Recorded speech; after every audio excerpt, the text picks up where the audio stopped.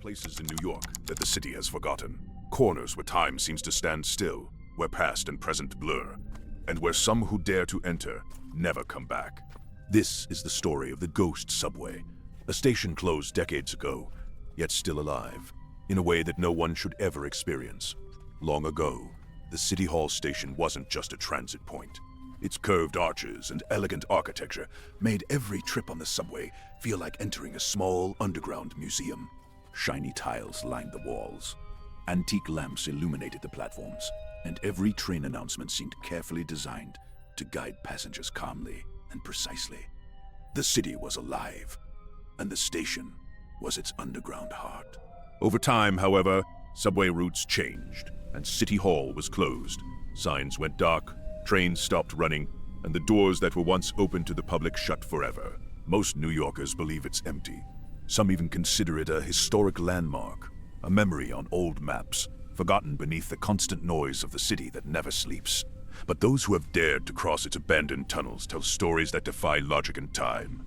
Stories that make you wonder if you really want to know what happens when the city falls silent beneath your feet. A group of urban explorers, drawn by the station's reputation, decided to document it. The idea was simple: capture a piece of forgotten history. They arrived at the tunnel with flashlights, cameras, and a nervous energy they could barely hide. At first, everything seemed exactly as expected. Dust-covered benches, cobwebs hanging from the high ceilings, and rusty rails glinting faintly in the dim light. Yet as they ventured deeper, they began to notice something unusual. From the far end of the tunnel, a train announcement began to play. At first, they thought it was a malfunction in their own equipment. But soon, they realized the voice came from the station's old, dusty speakers, completely powered off. Next stop, City Hall. The voice announced, echoing through the tunnel. The destinations mentioned no longer existed. The routes had been closed decades ago. No one was there to press those buttons. No one should have been there to speak those words. And yet, the announcements continued, as if the station itself were alive and watching the intruders. As they moved forward, an inexplicable cold filled the air. The flashlights began to flicker, casting shadows that didn't match any objects in the tunnel. The walls, once smooth, seemed to shift slightly, as if breathing. The explorers tried to laugh it off, convincing themselves it was just their imagination. But the silence following every sound made the laughter die in their throats. And then something happened that changed everything. One of the doors of an abandoned train slammed shut. No one had touched it. No one was near it. A shiver ran down everyone's spine. They looked at the door, and one of the explorers had simply vanished. There were no screams, no sudden movements, just an empty space where a person had been standing moments before. They tried searching, calling his name repeatedly, but all they got in response was the echo of their own voices, prolonged and distorted by the tunnels. The group decided to check the old security cameras that still functioned. Dusty and covered in cobwebs, what they saw froze them in place. On the screen, sitting in a subway car that shouldn't exist, was a passenger staring directly at them. No one remembered seeing him enter, and no one could explain how he had gotten there. The most disturbing part was that his face seemed to shift, as if the station itself chose how this specter should appear. As they proceeded cautiously, every step seemed to echo too loudly, as if the tunnels wanted to warn, or something wanted to warn them. They heard indistinct whispers, words they couldn't understand, but that seemed directed at them. The walls vibrated with a low, constant hum, making them question their own perception. One explorer pointed a camera at the tracks, and for a brief moment, reflections appeared that didn't belong to any visible object. Human figures standing silently, watching. The feeling of being watched grew with every minute. The air became heavy, and every ordinary sound felt amplified. The creak of the rails, the brush of a flashlight against the wall, the echo of their own footsteps. Then something impossible happened. The platform lights went out completely. The tunnel was plunged into total darkness, broken only by the faint glow of their flashlights. In that moment, a whisper rang out clearly. A name. One of the explorers heard it unmistakably, though he was certain no one else could speak it. Finally, they decided to leave the station. Fear propelled them, but also something deeper. The certainty that they had crossed a line that should never be crossed. When they reached the surface, gasping and covered in dust. The city seemed normal again. Taxis passed, lights shone, people hurried along, unaware of anything unusual. But on the footage they recorded, the ghostly passenger could be seen again, sitting in a subway car staring directly at them, as if he knew exactly what they had done. Today, the station remains closed. Some say that if you ever pass near the abandoned platform, you can still hear footsteps that belong to no one, announcements that no one utters, and echoes of those who disappeared years ago. City Hall Station is still there, beneath the city's bustle, waiting for those who dare to cross it. And if you ever hear the phrase, "Next stop, City Hall," while walking through the tunnels maybe, you're not alone. Because there are places in New York that the city has forgotten, but that will never forget those who dare to enter them. Detroit is a city of legends, of forgotten streets and abandoned buildings where time has stopped, and where the past lingers in every shadow. Among these forgotten places stands a house that few dare to approach, a house covered in layers of graffiti and mystery. Locals call it the Cursed House, and the stories about it have circulated for decades, whispered among teenagers, urban explorers, and anyone who loves the thrill of fear. This is the story of that house and the strange events that befell those who dared to enter its walls. The house stood at the end of a narrow, crumbling alley. Its windows were shattered, the door hung crooked on its hinges, and walls that were once painted bright now bore layers of graffiti, each layer telling a different story, some seemingly alive. People who passed by swore they felt eyes on them, even when the streets were empty. The air around the house seemed heavier, colder, as if it absorbed the warmth and life from anyone who approached. It all began with a group of friends, young artists and urban explorers, who decided to document the graffiti before it was painted over. They had heard the stories of the Cursed House, that the paintings moved, that the walls whispered at night, that the building had a life of its own. Most of the warnings were dismissed as rumors, tales exaggerated for thrill seekers. But curiosity, as it often does, got the better of them. The first step inside was unremarkable. Dust and debris crunched underfoot, and the stale scent of decay filled their lungs. Graffiti covered every wall, vibrant colors beneath layers of grime. Some pieces were beautiful, intricate murals of faces, landscapes, abstract patterns. But the longer they stayed, the more unsettling the artwork became. Lines shifted when no one was looking. Faces seemed to turn slowly toward them. Colors darkened, morphed, and shapes that were once simple letters twisted into symbols that made no sense. As they explored further, they noticed strange occurrences that were impossible to explain. Phones, which had been working perfectly moments before, began to display images of them asleep, photographs they had never taken. The screens showed their own faces, lying on beds in rooms they had never entered. Panic rose among them, but a mix of fascination and fear pushed them onward. The house seemed to watch, to guide, almost to toy with them. The hallways were narrow, with graffiti stretching into shadows. The floorboards creaked in response to their steps, but sometimes they heard movement that wasn't theirs. A door they had left closed was slightly ajar when they returned. Whispers echoed through empty rooms, sometimes so faint they almost didn't hear them, other times loud enough to make them freeze in place. The air was thick, heavy, with something they couldn't name, something older than the paint or the bricks themselves. One room, at the back of the house, seemed to pulse with an energy they could not explain.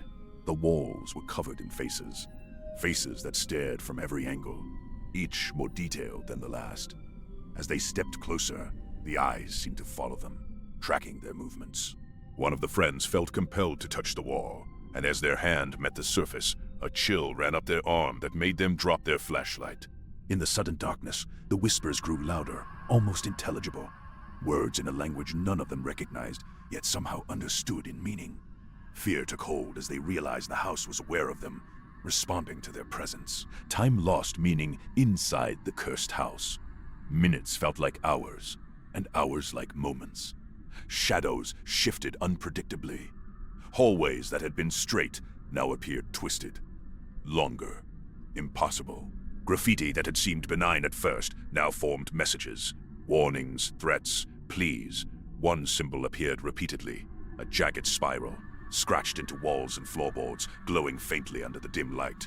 No one could remember placing it, yet its presence was undeniable.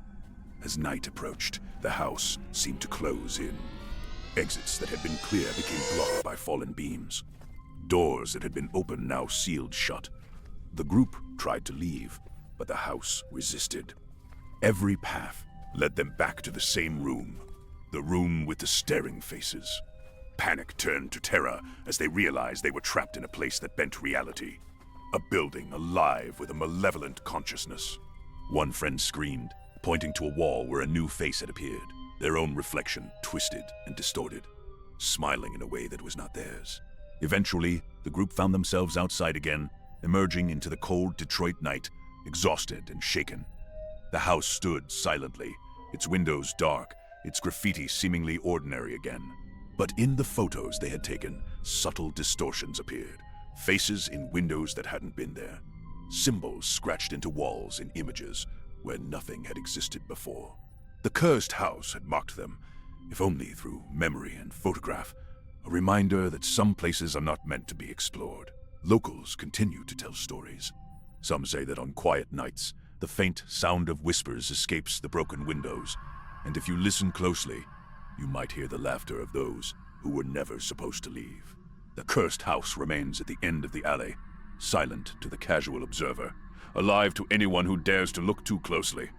It waits patiently for the next visitors who underestimate the danger of curiosity. Because in Detroit, as in many cities, there are corners the world has forgotten, but that remember every step of those who trespass. And the cursed house remembers everything. Chicago is a city of history, of bustling streets and towering skyscrapers. But beneath its modern exterior lie places that time has forgotten, buildings that stand as silent witnesses to tragedies long past.